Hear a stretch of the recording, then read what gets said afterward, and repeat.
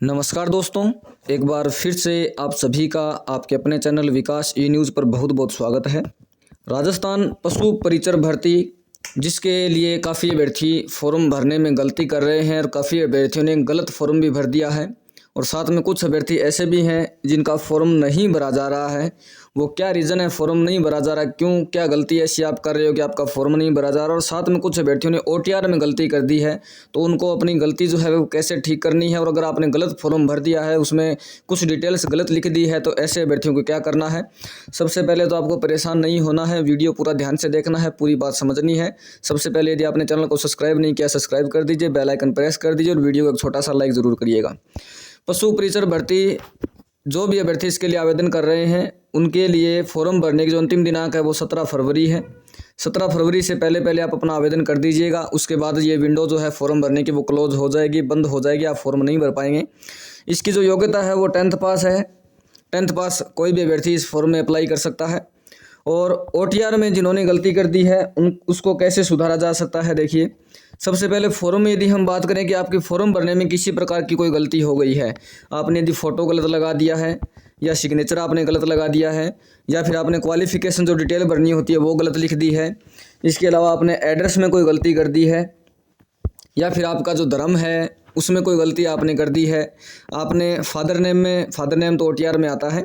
इसके अलावा कहीं कोई भी यदि डिटेल भरनी होती है, ईमेल आईडी वगैरह हो गया, आपका एड्रेस हो गया, आपका उसमें आगे जो भी डिटेल्स उसमें भरी जाती है, जो यस नो वाले ऑप्शन आते हैं जो आपके एड्रेस से संबंधित होते हैं, और आपका आता है कि आपने क्या राजस्थान सरकार के आप कर्मचारी हैं या आप उत्कृष्ट खिलाड़ी हैं, ऐसे ऑप्शन में यदि यस नो कहीं पर कोई गलती कर दी है तो आपको चिंता करने की आवश्यकता नहीं है। फॉर्म भरने की जो अंतिम दिनांक है 17 फरवरी, उसके तुरंत बाद से 18 फरवरी से या 19 फरवरी से एक करेक्शन विंडो ओपन हो जाएगी। वो आपकी SSOID में ही ओपन होगी और हो सकता है 18-19 से हो जाए या फिर इसके कुछ समय बाद हो जाए, लेकिन एक करेक्शन विंडो ज़रूर ओपन होगी और उस करेक्शन विंडो से आप अपने फॉर्म में जो भी गलती हुई है उसको सुधार सकोगे। SSOID से लगभग पीछे जितने फॉर्म भरे गए हैं उनमें जैसे ही फॉर्म की लास्ट डेट कंप्लीट होती है उसके तुरंत बाद 7 दिन के लिए करेक्शन विंडो ओपन हो जाती है और अभ्यर्थियों के फॉर्म में जो भी गलती होती है वो ऑनलाइन उसको ठीक कर लेते हैं। तो इसके तुरंत बाद से हो सकता है तुरंत बाद से हो जाए, मैंने अभी पूरा नोटिफिकेशन इसका पढ़ा नहीं, और या फिर कुछ समय बाद में यदि विभाग के द्वारा कोई करेक्शन विंडो ओपन की जाती है तो उसमें आपकी ये जो गलतियां अभी मैंने बताई है वो ठीक हो जाएगी। इसके अलावा कुछ अभ्यर्थियों के फॉर्म नहीं भरे जा रहे हैं। फॉर्म नहीं भरने का कारण ये है कि आपका जब फॉर्म भरेंगे तो आधार, पहले आपने जब ओटीआर किया था तो हो सकता है आपने 10th की मार्कशीट से ओटीआर किया हो। ओटीआर मतलब वन टाइम रजिस्ट्रेशन। आपने यदि 10वीं की मार्कशीट से अपना ओटीआर उस समय किया था और आप अब यदि फॉर्म भरने जाएंगे तो वहाँ पर आपको आधार वेरीफाई करना पड़ेगा। आधार वेरीफाई करने के लिए आधार नंबर लिखने होंगे, आधार पर एक OTP आएगा, वो OTP लगाना होगा, और आपने जो OTR कर रखा है और आधार में जो डिटेल है वो यदि दोनों मैच होती है तो वेरीफाई हो जाता है। अगर दोनों मैच नहीं होती है तो आपका OTR में कहीं ना कहीं प्रॉब्लम हो जाती है, वो आधार आपका वेरीफाई नहीं हो पाता।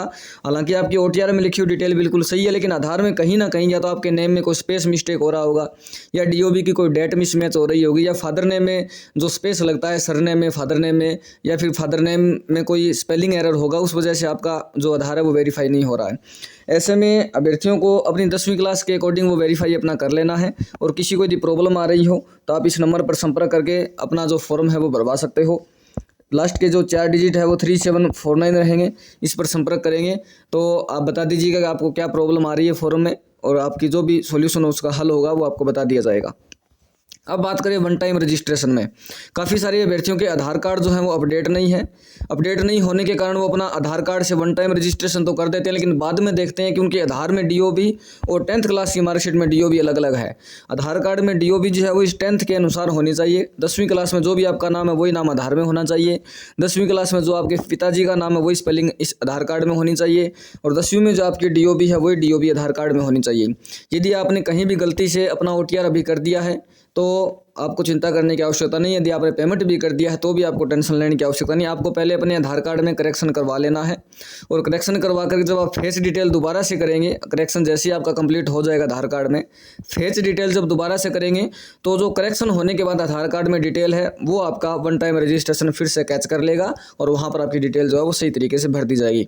और फिर भी यदि किसी को प्रॉब्लम आ रही हो, किसी को समझ में नहीं आ रहा हो, आपने पहले OTR कर दिया हो लेकिन आज आपने आधार कार्ड में करेक्शन करवा लिया है, करेक्शन हो भी गया है, और आपका OTR ठीक नहीं हो रहा है तो आप एक बार इस नंबर पर जरूर व्हाट्सअप मैसेज करें, जो भी हेल्प होगी यहाँ से आपकी ज़रूर हेल्प की जाएगी। और फॉर्म भरने की लास्ट डेट याद रखें 17 फरवरी है, इसके बाद से वो विंडो बंद हो जाएगी, फॉर्म आपके नहीं भरे जाएंगे।